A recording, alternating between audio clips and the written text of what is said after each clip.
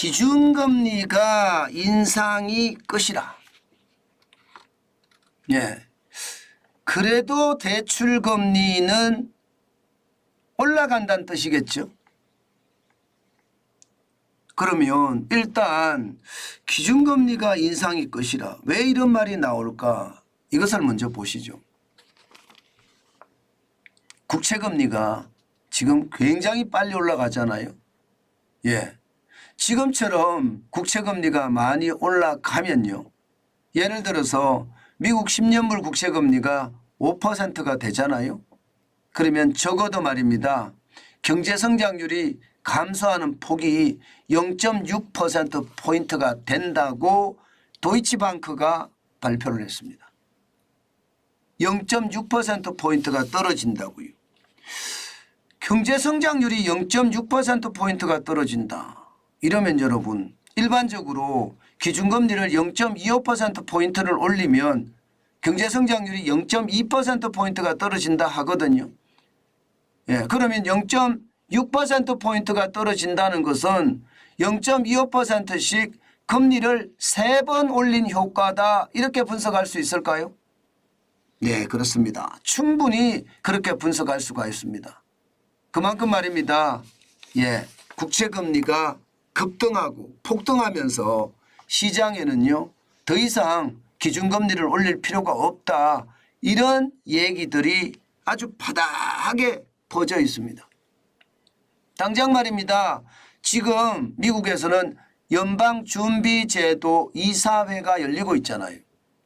예, 뭐 다른 말로 하면 FOMC라고 예, 연방공개시장위원회가 열리고 있는 거죠.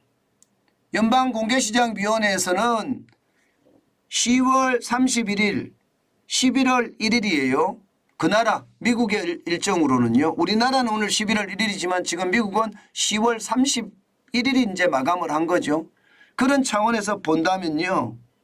지금 예, 내일 새벽이겠죠. 내일 새벽. 내일 새벽에는요.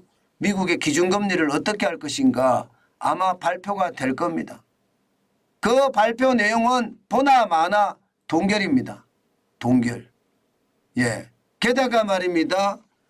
12월 13일에 다시 한번 미국의 기준금리에 대한 이야기가 나올 텐데 이때도 동결이라는 게 시장의 지배적인 이야기입니다. 그만큼 말입니다. 국채금리가 많이 올라갔다는 뜻이에요. 지금 10월 19일에 4.990%죠. 10월 30일 현재도 4.903%입니다. 2007년 7월 이후 16년 만에 최고치고요. 국채금리가 이 정도까지 올라간 것은 결국은 경제성장률을 0.6%포인트를 예, 다운시켰다. 예, 인하시켰다. 이렇게 이야기합니다. 결국 말입니다.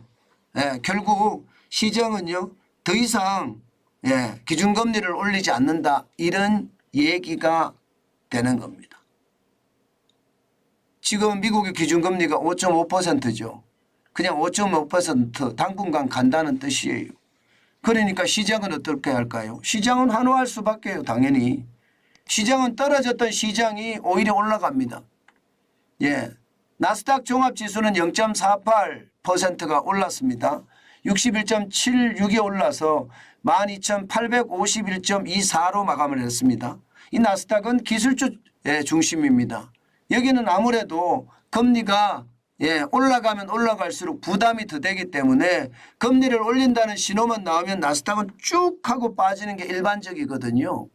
그런데 금리를 올린다는 신호가 아니라 이제 동결한다는 신호가 나오니까 오히려 올라갈 수밖에 없는 그런 구조를 가졌죠.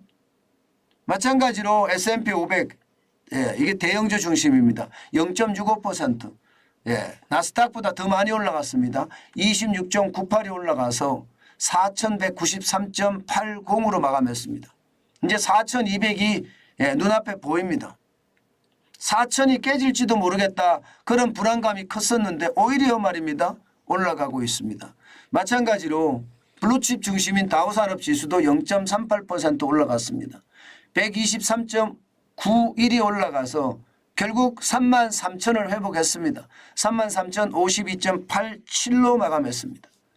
시장은요, 금리가 동결한다니까 하나같이 환호하고 있다 이렇게 볼 수가 있겠죠. 그렇지만 말입니다.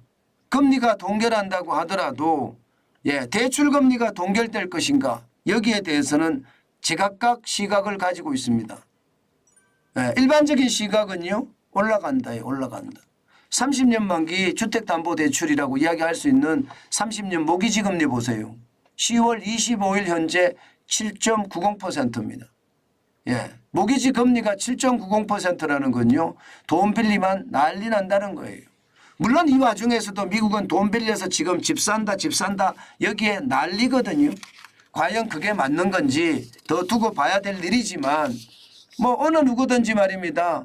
지금 집값이 많이 떨어졌을 때 집을 사놓으면 금리가 내려가면 금리 부담도 없어지고 집값이 올라가는 만큼 나한테는 이득이다 이렇게 생각할 수가 있거든요. 그런데 과연 그럴까 그런 생각도 많이 해봐야 되고요. 특히 말입니다. 특히 국채금리가 올라가는 이유가 단순하게 말입니다. 단순하게 이게 기준금리가 오르기 때문에 국채금리가 올라간다 이렇게 해석할 수는 없거든요. 뭐 다양한 이유가 있는데요. 기본적인 이유는 시장에 미국의 국채가 쏟아진다. 이게 핵심입니다. 미국 정부가 적자 국채를 발행하기 때문에 국채가 많이 쏟아지고요.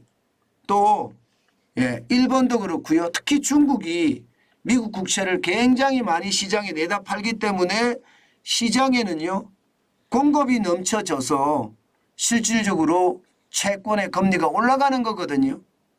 사실 러시아 전쟁, 러시아 우크라이나 전쟁 있죠.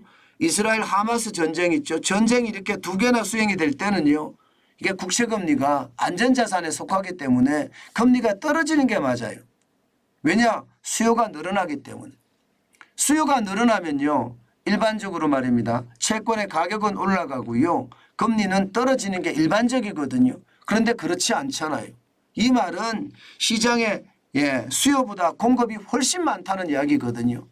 앞으로도 그러면 이 수요와 공급이 시장하고 상관없이 전쟁하고 상관없이 올라갈 거냐? 네 하고 저는 말씀드리고 싶습니다. 당분간은 미중 충돌에 대한 뒤끝도 있고요. 여기에 전쟁 군비를 마련하기 위해서 그 적자 국채를 미국은 많이 발행을 해야 되기 때문에 그 상황까지 감안을 해보면 말입니다. 결국은요. 이게 대출금리는 더 많이 올라갈 수밖에 없다. 국채금리가 올라가면 대출금리가 올라가는 거예요. 왜냐고요? 국채금리라는 게 채권 중에서 가장 안전하잖아요. 그 다음이 이제 금융채, 은행채라고 할 수 있습니다. 은행채. 은행채는 국채금리보다 덜 안전하기 때문에 기본적으로는요. 국채보다 더 많은 금리를 줘야 될 거 아니에요. 은행채라는 게 뭐예요? 은행이 대출을 해주기 위해서 시장에서 자금을 조달하는 방법입니다. 근데 자금 조달하는 방법에 자금 조달 금리가 세잖아요. 대출 금리 높아지죠. 당연한 겁니다. 아마 그렇게 시장이 될 가능성 저는 굉장히 높게 보고요. 때문에 여러분 이게 대출금리 특히 고금리 대출금리 고금리가 오래 간다는 것은 이제는 당연지사입니다. 단순하게 대출금리가 빨리 떨어질 거라고 생각을 하고 시장에 진입하는 것은요. 굉장히 잘못된 생각이다. 그 말씀 다시 한번 여러분께 말씀 올립니다. 그 정도로 말입니다. 대출금리는 쉬이 내려가지 않을 겁니다. 그에 대한 대응책 마련하셔야 되고요. 오늘 우리 시장도 말입니다. 미국 시장이 이렇게 어제는 굉장히 미국 시장이 많이 올라갔는데 우리 시장은 폭락했거든요. 오늘도 말입니다. 저는 우리 시장이 변동성이 굉장히 높을 거라고 봅니다. 지금 뭐 우리 시장은 단순하게 미국 시장만 반영하는 것이 아니라 당연히 말입니다. 중국 시장도 반영을 하거든요. 지금 중국 시장의 상황이 예상보다는 나쁩니다. 그렇기 때문에 시장의 변동폭 굉장히 클 거라고 예상을 하고요. 이럴 때는 시장 조심하셔야 된다는 말씀 또 올립니다. 저는 요즘 같은 시장에서 급하게 서두는 것은 진짜 망하는 지름길이다. 저는 그렇게 생각합니다. 때문에 조심하시고 또 조심하시는 거 잊지 마시기 바라겠습니다. 그만큼 시장의 위험성이 커졌다는 뜻입니다.